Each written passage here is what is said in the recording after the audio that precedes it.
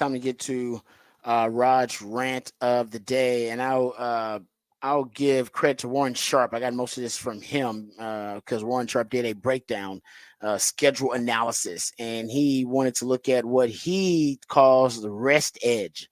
Rest edge in the NFL is the number of extra days a team has to rest and prepare for their game over their opponent. So based on short weeks and what the NFL does, calls it a rest edge. Now, keep in mind, the NFL has always been about maximizing viewership. As we said, the NFL doesn't control who you play; they do control when you play. And when here's a quote from Mike North. He's the NFL's VP of Broadcast Planning, and he said, basically, he said, we try to maximize viewership, maximize fan interest, and minimize competitive inequities. Like that's their priority list. Maximize viewership, maximize fan interest, and minimize competitive inequities. So they're already telling you, listen, if you end up on short weeks, we tried. Okay. But our purpose is we want to get the best TV product out there with the best storylines and the best headlines. Maximize viewership, maximize fan interest. That's what this is all about. So because of that, I think, and that's what they've always done. But I think now there is more emphasis, much more emphasis on maximizing viewership and fan interest than there is on minimizing competitive inequities. That's dropped way down. So the separation between those two, the two top priorities and the third, I just think the gap has widened on them. And there's proof of it in this schedule.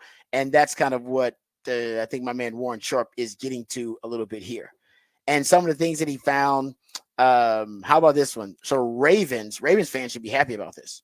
Ravens fans are at a plus 16 days of net rest edge. That's the best net rest edge in his database, which dates back 35 years to 1990.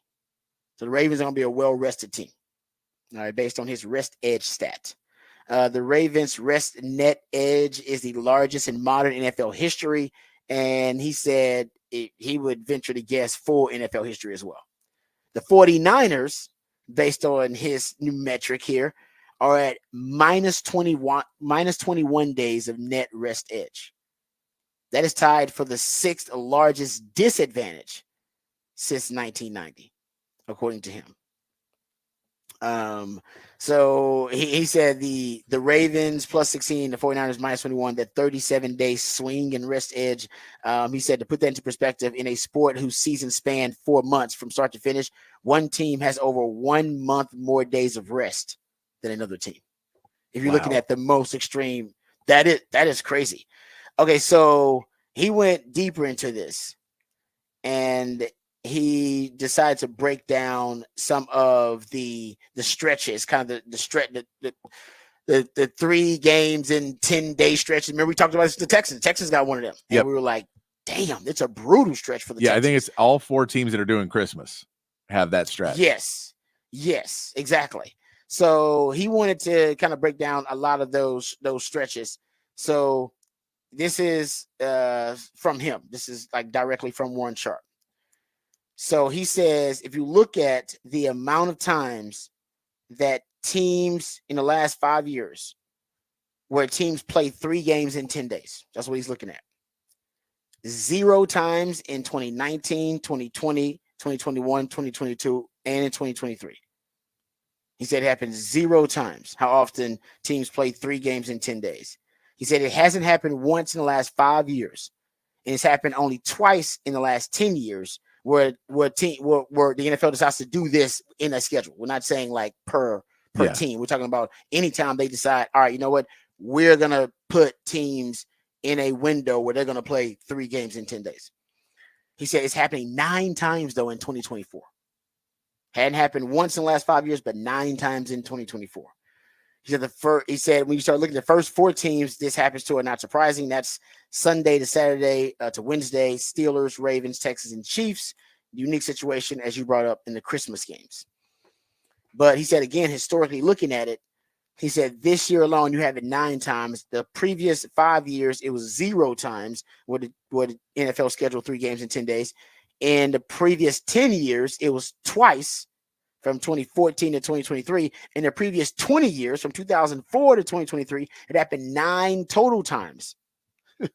And in the previous 30 years, it's happened 11 times, but 9 times this season, but 11 times in the previous 30 years where they even attempted to schedule any team for 3 games in 10 days. So the NFL is changing their approach a little bit. Why? It's pretty obvious. Streaming. It's like there's more streaming platforms now. It used to be, well, we only put our games on a couple of, we put them on, broadcast networks, and we got the NFL package or whatever. You can get that, but now you got YouTube, and Amazon wants a piece, and Netflix wants some of that, and everybody wants some of the NFL. It's the number one TV product in America. NFL's like, okay, you want something, you can get some. As long as you can pay the price, hey, you can have a little bit. We'll figure it out. We'll figure it out for you. And you know who's paying the price for it? The players. Yep. We'll figure it out. Now, the money pot grows, so it's great. I mean, the money pot just keeps growing. But, man, some of these, the schedule, some of the inequities that we talk about seem to be, like I said, growing. They seem to be more and more inequities, and they said they were going to minimize those. Player safety, we don't give a damn about it. Once again, player safety. Players safety. All right. Anyway, protect our quarterbacks. Exactly. That's player safety. That's a great point. Protect our quarterbacks. That's what player safety has become. Yes, no doubt about it. Okay, so how about this one? 4 games in 17 days. He went and looked at that one because that also is a trend. But remember, they didn't do that in 2022 or 2023. They stripped that out. 4 games in 17 days. He said several years ago this was a thing. This year, so in 2023 and 2022, you had no instances of a team playing 4 games in 17 days. It happened once in 2021, and you did it 2 times in 2020 and 2019. In 2024, 7 times. 7 times they're going to have teams play 4 games in 17 days. So the NFL was moving in the right direction in the last couple of years. Like I said, how many times they have 3 games in 10 days? In 2020 and 2023 and 2022, 0. How many times they have 4 games in 17 days in 22 and 23? 0. And then they said, you know what? 2020 and 2024 is like, screw it, man. And I think it is because we've seen more and more streaming platforms. They're saying, we'll pay top dollar, man. We'll pay whatever you want. You name the price and we'll pay for it, period. Yeah. And the NFL is able to name their price. And the NFL's like, well, we can't pass this up. They're literally saying they'll pay this much for 1 damn game. How can we not give them 1 game when they're willing to pay ridiculous prices for 1 game?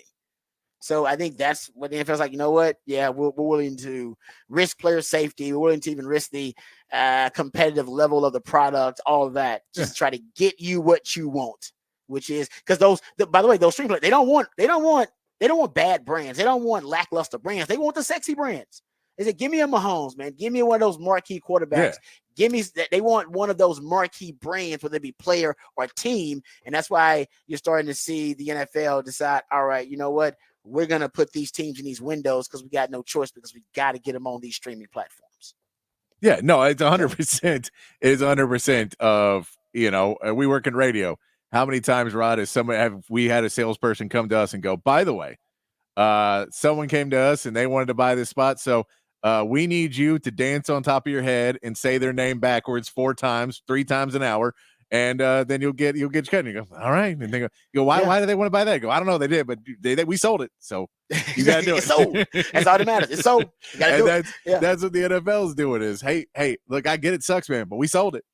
We sold it. Hey, man, right. It is. Like if I know band members and they'll say, I used to be the bad guy for bands when people would ask them to play gigs and they basically go, look, ask for way too much money. And if they say yes, we'll give you a cut. But you'd ask, and every once in a while, you'd be like, hey, man, it's $10,000 for a gig like this. And they go, all right, $10,000. Oh, really?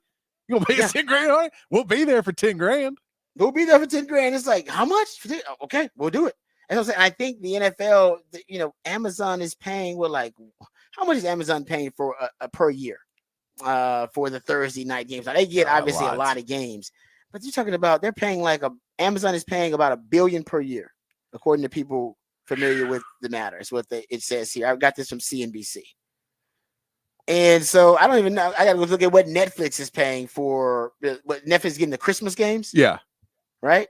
But that's basically what the NFL. I think you're right. The NFL is probably they're naming some ridiculous, or at least the amount that they're throwing out there Yeah. is some ridiculous number.